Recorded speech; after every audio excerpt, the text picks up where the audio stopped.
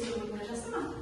Ал енді балалар, бүгінгі біздің қазақ тілі сабағында өтетін тақырыбымыз, өздерің білесіңдер, ол сан есім. Біз сөз саптарын өтіп жатырмыз. Білесіңдер ғой? Сан есім. Бүгін сіздермен сан есім сөз саптарын қаталайтын боламыз. Және де бүгінгі біздің сабақтың мақсаты сендер сан есімнің сұрақтарын, ережесін жатқа білетін боласыңдар, сөйлем құрай алатын боласыңдар, және де кез келген сөйлемнен сан есімді таба алатын боласыңдар. Жақсы ма? Дұрыс отырамыз, қолымызды таптаға қойып, аяғымызды қосамыз, иә балалар?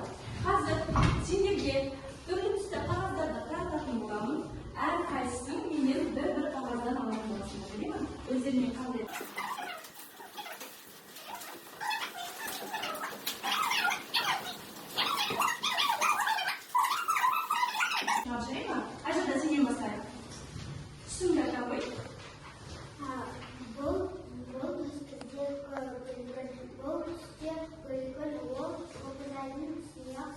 жақсы, рахмет, әрі қарай айыру. Қызыл түсті алма бар. Жақсы жетеді, бір сөзден жетеді, келесі бала. Келесі ол жасыл түсті. Ол түсте шөп жатады. жасыл шөп, жақсы, келесі әрі қарай. Ол жасыл түсті. Жасыл алма бар. Қарбыздың түсі жасыл, иә? Жақсы, келесі ислам.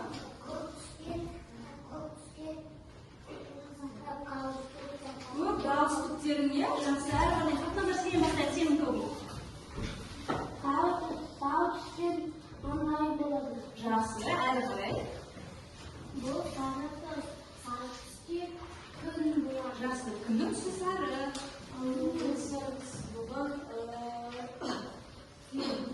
Сары алма. Дұрыс айтасың, келесі бала жалғастырамыз. Орнына тұрады.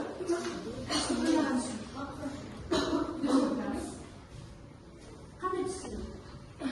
Көк түсі. Көк түске бізге не жатушы еді? Аспанның түсі қандай? Көк түсі орнына отырады, келесі. Көк түс қазақтың туы. Дұрыс айтасыңдар, туымыздың түсі бізде көк, иә? Жақсы бала, қолымызды қартаға қойып, дұрыс отыра қоямыз. Ендеше балалар, біз сендермен түрлі түсті қағаздарды таратып алдық, иә? Түрлі түске байланысты көптеген сұрақтарға жауап бердік. Енді қазір балалар, осы түске байланысты түстер қандай сұрақ қойдық біз? Түске айтыңдаршы. Қандай түс? Қызыл түс, жасыл түс. Ендеше қандай деген сұрақ бізге қандай сөз сұрады? Қайталайын, есіне келтіреміз. Қандай деген сұраққа жауап беретін не сұрады? Қай деген ол бізге қай сөз қатының сұрақтар еді? Сын есім ғой, балалар, сын есім, дұрыс айтасыңдар. Қазір өткен тақырыпқа байланысты мына жерге бір оқушыны шақырамыз. Өткен сабаққа байланысты қазір сендерге сұрақ қоятын боламын. Бұл бізде ыстық орындық әдісі. Бұл жерге бір оқушыны шақырамыз. Айжұлдыз келе ғой.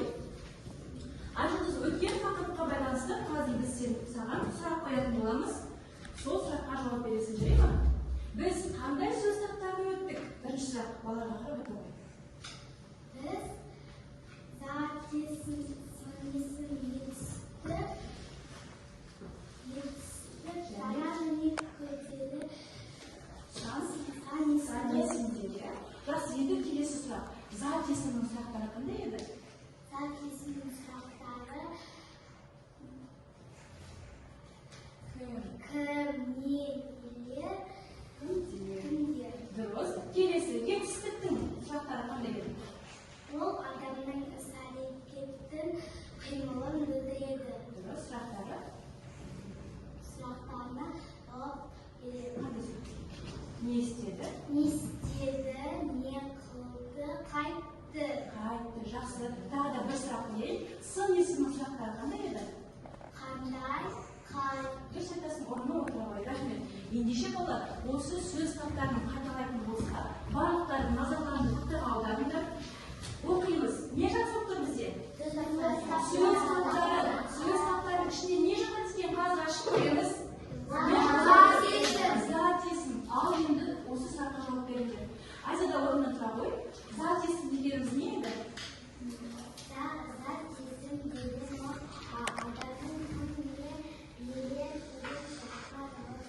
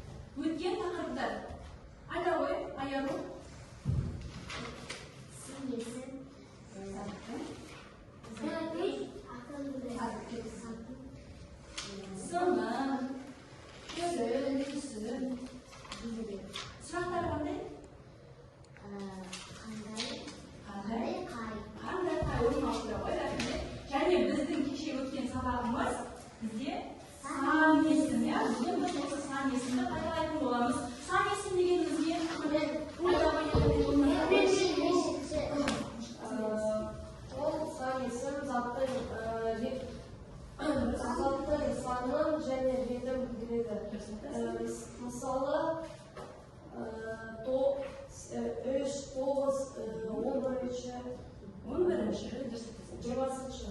Өте жақсы. Қолымызды қақтап қойыңыз да. Қайталаймыз балалар. Сан есім дегеніміз заттың санын қайталаймыз. Білдіретін сөздерді сан есімі. Сан есімнің сұрақтары өте дұрыс айтып балалар. Қанша, неше, нешінші, қаншаншы деген сұрақтарға жауап береді. Сан есім. Енді балалар мұқтар алдарында сендерге қызығушылықты ояту мақсатында бір жұмбақ астырамын. Сендер бұны табасыңдар. Қолымызды қатарға қоямыз да тыңдаңдар. 32 мықты қаз қатар болып шықты. 16-сы үстінде, 16-сы астында. Ол біздің өзіміздің тістеріміз. Сонда мына жерден балалар өлең жолдарынан жұмбақтан сан есімді тауып алайықшы. Қандай сан есім бар? 16, 32 және тағы да 16. Келесі жұмбақты ойланайық. Екі қымбат тынбайтын, өзімді ғана тыңдайтын.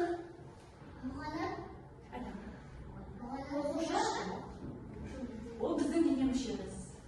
Екі қымбат тынбайтын. Естеміз біз? Аяқтағы біз көзде тынбай естеміз. Жүреміз, енді осы жұмбақта сан есімді тауып алайық. 2 деген сан есім бар. Дұрыс айтасыңдар. Және соңғы келесі жұмбақ. Алтын терек 12 бұтақ, 365 шақырақ. Ойланыңдар. Алтын терек 12 бұтақ. 12 бізде не еді? 12. Және 365 шақырақ. 12 ай дұрыс айтасың және 365 күн дұрыс айтасыңдар. Ай және күн. Енді осы жұмбақтан тауып алайық. 365 және 12. Жақсы балалар, әрі қарай жаңа тақырып бізде балалар білесіңдер, сан есімді не істеп жатырмыз? Өтіп жатырмыз. Суретке қараңдар. Нені көріп тұрмыз? Аққу. Неше аққуды көріп тұрсыңдар? 2 аққу. Ендеше сендерге тапсырма балалар. 2 деген сөзді біз сендермен 3 тілде айтамыз. Қазақ тілінде, орыс тілінде және ағылшын тілінде. Аяғы бастайық. Орнынан тұра қойып. Қазақша айта қойып. 2, орысша. 2 және жақсы. Келесі тапсырма міне. 5 санын қараңдар. 5, орысша 5, ағылшынша 5. Келесі сан бізде 4. Кім айтамыз? 4,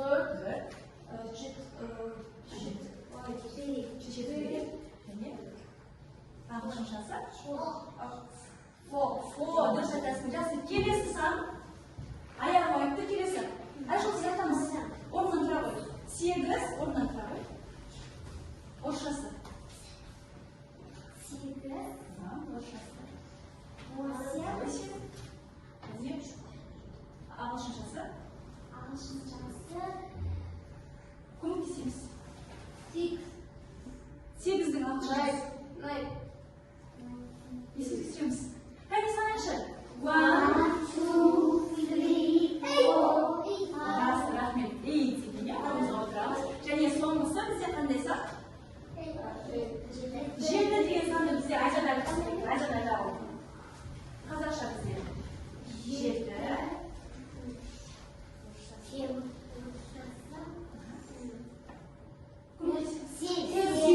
Және ағылшыншасы 7. Жақсы, рахмет балалар, орнымызға отырамыз. Енді балалар сан есімді қайталаймыз. Оқулықтарыңды ашыңдар. Сан есімнің ережесін бір рет оқып шығамыз, жарай ма? Өздерің іштерінен бір рет оқимыз. Сан есімнің ережесін қайталаймыз. Іштерінен бір рет оқимыз. Енді оқып болған болса, қазір бір оқушы бізге дауыстап оқып берсіндер ме? Сан есімнің қандай екен? Ислам бастап оқиды. Дауысты шығар.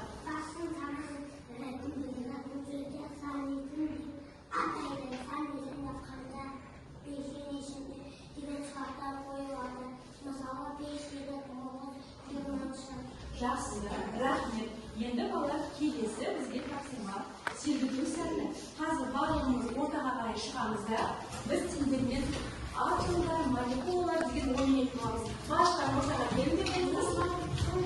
Келіңдер. Қазір мен атомдар, молекулалар дегенде бір-біріне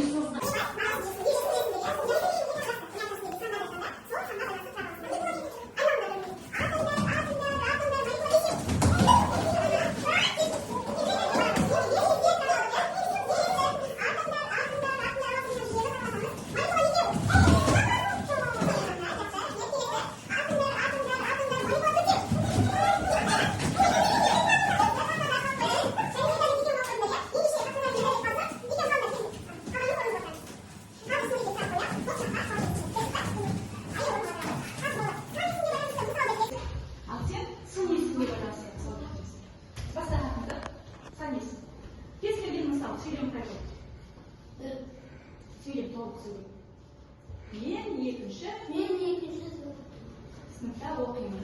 Бұл жерде санесің қайсысы? Екінші. Дұрыс, орнына отыра ғой. Келесі дәлмен мен сынесің.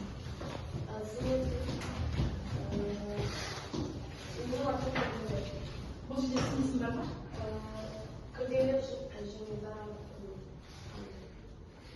Қайтында, көмектесеміз балалар. Сынесің деген қандай сұрақтарға жауап беруші еді? Қандай және қай? Ендеше қандай деген сұраққа жауап беретін? Сөйлем. Компьютер төртбұрышты. Дұрыс айтасың. Енді орныма отыра ғой. Жол сөйлем қабілет балалар. Түсінесіңдер. Менің анам дәмді тамақ пісірді. Бұл жерде сұрақ қой. Есіңде жарай ма? Мына жерден зат есім табасында сұрақтарын сәйкестендіресіңдер. Сын есім сұрақтары, етістік сұрақтары түсіндік қой, иә? Дәл сол сияқты сендерде балалар. Мына жерде тауып аласыңдар сөз таптары. Мысалы, мына жерде қандай сөз табылды? Етістіктің сұрақтары қандай? Осы жерде тауып аласыңдар. Сәйкестендіресіңдер.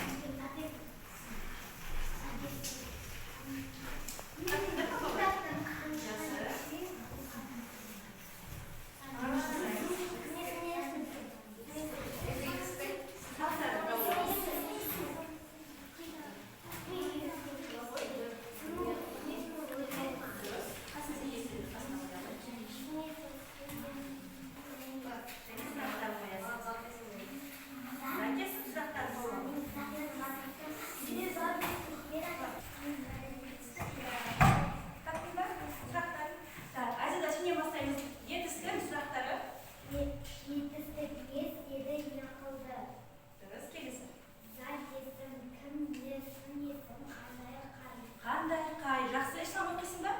Сәйкестен қайсың?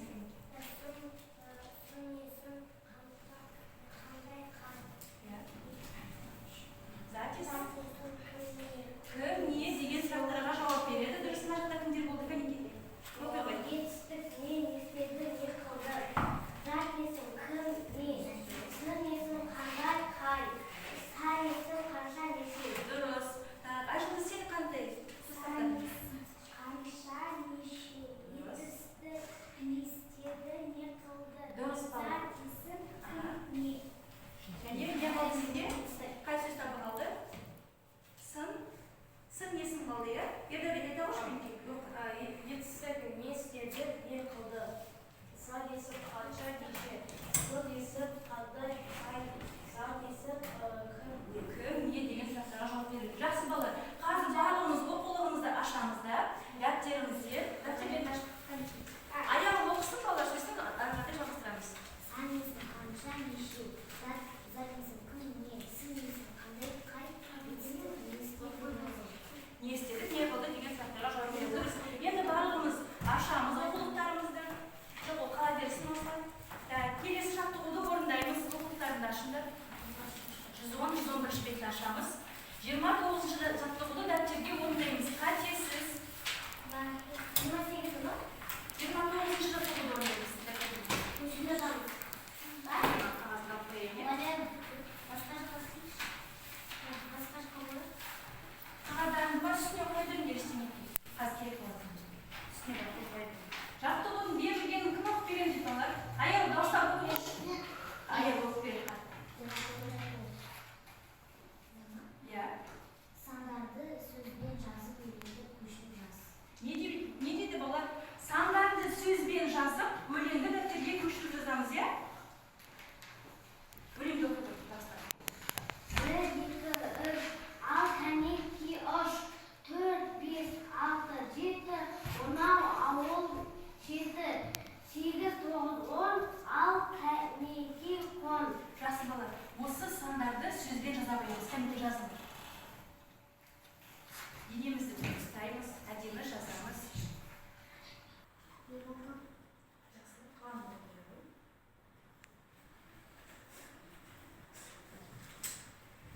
Болды балалар. Жақсы, жазамыз. Қазір саған сұрақ қойып, жауап берсең, саған геометриялық фигураттарды жазасың ба? Бұл бағалау әдісі. Сұрақ. Сан есімнің сұрақтарын айта ғой. Сан есімнің сұрақтары. Сан есімнің сұрақтары неше? Өз айтады. Қанша, неше, нешінші. Дұрыс. Келесі, сан есімге байланысты кез келген бір мысал айта ғой. Төртінші. Төртінші.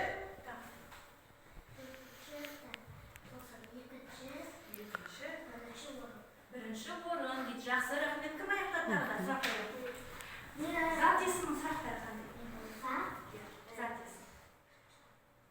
Қандай сұрақтарға жауап беруші? Кім, не? Кімдер? Кімдер, нелер хақында саған берейін, иә? Жақсы, келесі сұрақ кім жауап береді? Зат есімге байланысты кез келген бір мысал сөйлем қойыңыз. Балалар мектепте білім алады. Кімдер білім алады? Балалар. Ол жерде балалар зат есім болды, иә? Жақсы. Тағы да Айша саған сұрақ. Етістіктің сұрақтарын айта ғой. Адамның іс-қимылын білдіреді. Сұрақтарын кім айтады? Етістіктің сұрақтары қандай? Сен айтады ғой. Келесі. Етістік. Не істеді, қайтты, не қылды? Не істеді, қылды, иә? Жақсы, рахмет. Енді келесі бізде сан есімге байланысты сендерде бір мысал тұрандаршы. Мысал сөйлем құрастырыңдар. Сан есімі бар. Екінші сыныпта оқимын. Даусını қаттырақ. Мен екінші сыныпта оқимын. Бұл жерде сан есім қайда тұр? Екінші. Дұрыс айтасыңдар балалар. Барлықтарымыз аяқтадық па? Жақсы. Ендеше балалар, бірінші топ бізде қалай сабаққа қатысты? Екінші топ қалай қатысты? Қазір шапалақтап әдісімен көрсететін боламыз, сабаққа қалай қатысқанымызды. Егер де сабақты кішкене ғана түсіндік, бірақтан оны біз өмірде қолдана алмаймыз, әлі дұрыс түсінбедік дейтін болсаңдар, бір шапалақ. Мен сабақты дұрыс түсіндім, сұрақтардың барлығын білдім десеңдер, екі шапалақ. Мен сабақты жақсы түсіндім, өмірде қолдана аламын, кез келген сөйлем құрастырып, сол сөйлемне сан есімді таба аламын дейтін болсаңдар, үш шапалақ дейсіңдер. Жақсы, рахмет. Сендерді тоқтар есіме қалды. Қандай шапалақтаймыз? Бәрі түсінікті ме балалар? Ендеше қазір сабағымызды бекіту үшін келесі тапсырма. Сабақты бекіту қараңдар сақтаған. Синхрон әдісі. Әр топқа бір-бір қағаздан тарататын боламын. Осы қағазға сендер синхрон әдісі арқылы осы мына ережеге сай өлең жолдарын құрастыратын боласыңдар. 5 жолды өлең. Келістік па? Қандай шапалақтаймыз? Бәрі түсінікті ме балалар? Ендеше қазір сабағымызды бекіту үшін келесі тапсырма. Сабақты бекіту қараңдар сақтаған. Синхрон әдісі. Әр топқа бір-бір қағаздан тарататын боламын. Осы қағазға сендер синхрон әдісі арқылы осы мына ережеге сай өлең жолдарын құрастыратын боласыңдар. 5 жолды өлең. Келістік па? Міне сендерге кез келген бір затты өздерің кез келген тақырыпқа өлең құрастырасыңдар. Бірінші жолда бір зат есім болу керек. Екінші жолда екі сын есім болу керек. Үшінші жолда үш етістік болу керек.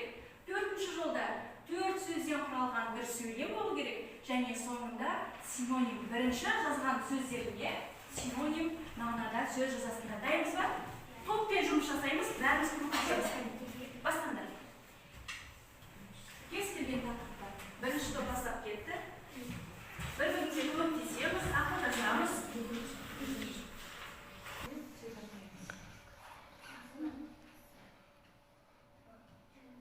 Қантесі жазуға тұрсаңыз, иә?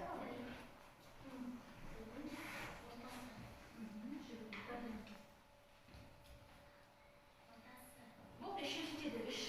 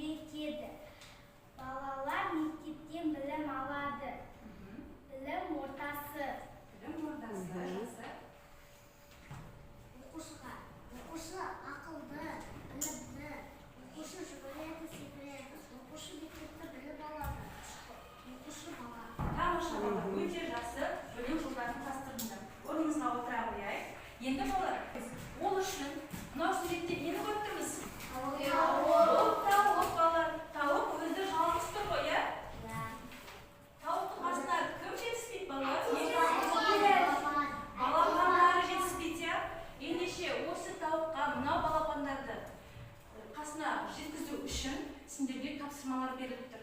Осы балапандарға сан есімге байланысты әрқайсың бір сөйлем құрастырасыңдар да апарып қасына ілесіңдер.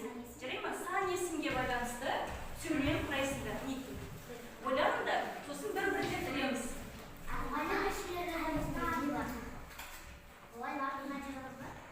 Расқанда жай ғана қасыма келесіңдер, менің сөйлемдерімді айтасыңдар, ілесіңдер.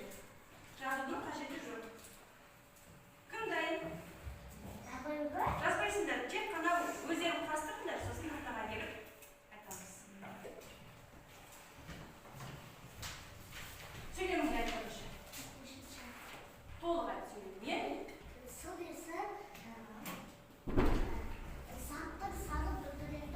Сан есім дейді. Сан есім.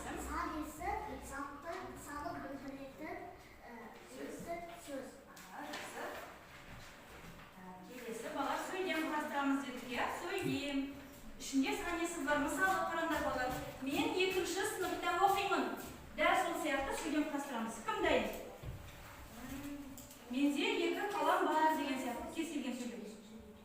Айжылдыз келіп. Сөйлеміңді айта ғой. Менің қаламсағымда 2 қалам бар. Жақсы, 2 қалам бар. Жақсы. Отыра ғой. Келесі кім дайын? Аяғы кел.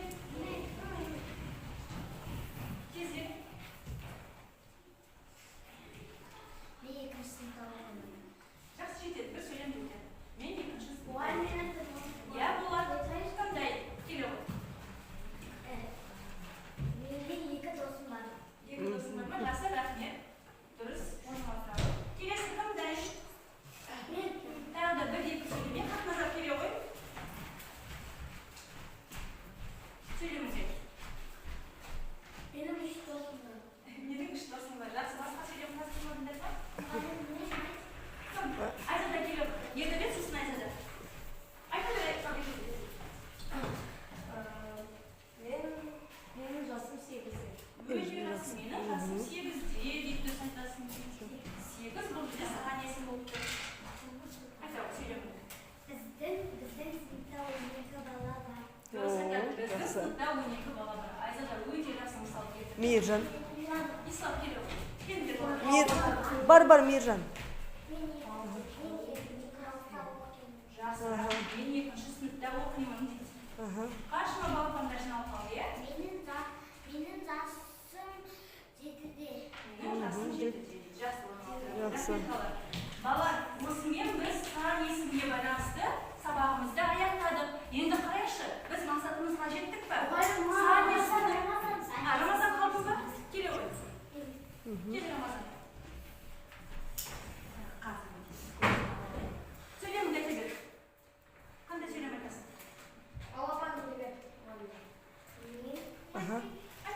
Айта ғой. Менің жасым 7-де дейді. Жақсы, орынға отыра. Жақсы. Жақсы, Рамазан. Ал енді балалар, мақсатымызға қайта кері ойлайық. Біздің мақсатымыз қандай еді?